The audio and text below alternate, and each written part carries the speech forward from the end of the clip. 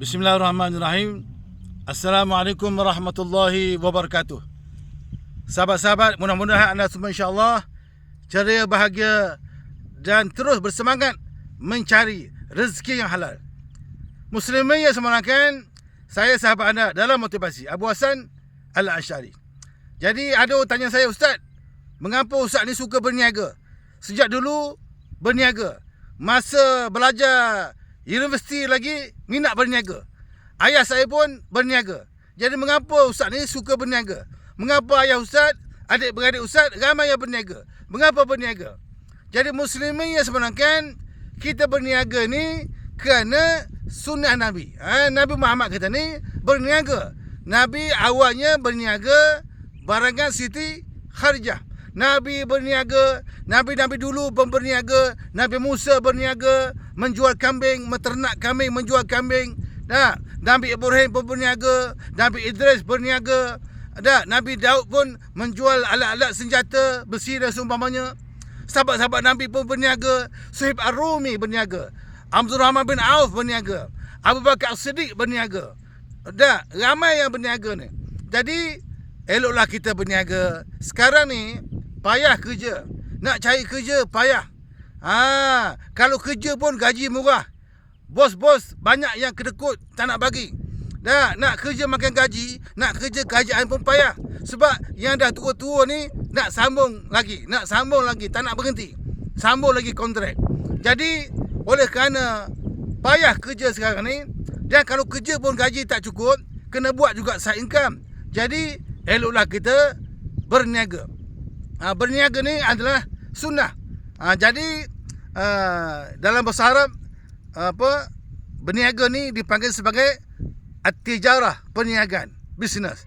Jadi oleh kerana payah kerja, dak barangan pun mahal, jadi eloklah kita berniaga. Boleh juga kumpul duit sikit. Kalau kereta rosak, anak sakit, anak nak masuk sekolah, boleh membantu berniaga ni. Jadi jangan pandang lekeh kepada peniaga-peniaga. Termasuk yang berniaga di pasar malam, yang berniaga sebagai penjaja dan yang buat bisnes online mencari rezeki yang halal. Jadi muslimin yang sebenarnya jangan lupa, bila kita berniaga, kita infakkan, kita dermakan sedikit supaya harta yang kita dapat, rezeki yang kita dapat diberkati insya-Allah. Muslimin yang sebenarnya antara ciri peniaga yang elok ni, yang hebat ni ialah mereka ni jujur dengan produk yang mereka jual. Jangan kelentong orang, jangan tipu orang, berdosa.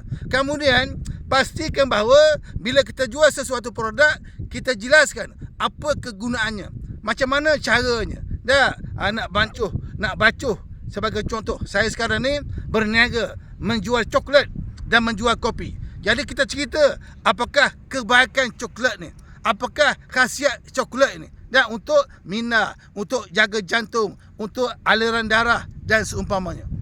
Jadi jomlah kita berniaga. Mudah-mudahan bila kita berniaga, kita akan dapat pahala sunnah. Sunnah ni tuan-tuan, man ahya bis sunnati inda fasad ummati falahu ajru mi'ata syahid. Sesiapa yang menghidupkan sunnah aku di saat-saat umat lain tak suka sunnah aku, maka bagi dia pahala syahid. Jadi kita berniaga, niat ke sunnah, insya-Allah boleh pahala. Dan kita nak niat nak bantu anak-anak kita. Nak bantu anak-anak kita, isteri kita, membantu suami kita. Bolehlah kita tengok jiran-jiran kita yang susah, kita bantu. Hasil daripada perniagaan. Jadi tuan-tuan, jom sahabat-sahabat di seluruh negara, jom join saya. Kita bisnes menjual coklat yang produk dia bagus, ada cop halal jakim dan seumpamanya, dan menjual kopi. Mudah-mudahan kita semua dirahmati Allah. Follow saya di TikTok Ustaz Abu Hassan. Senyum sikit. Terima kasih.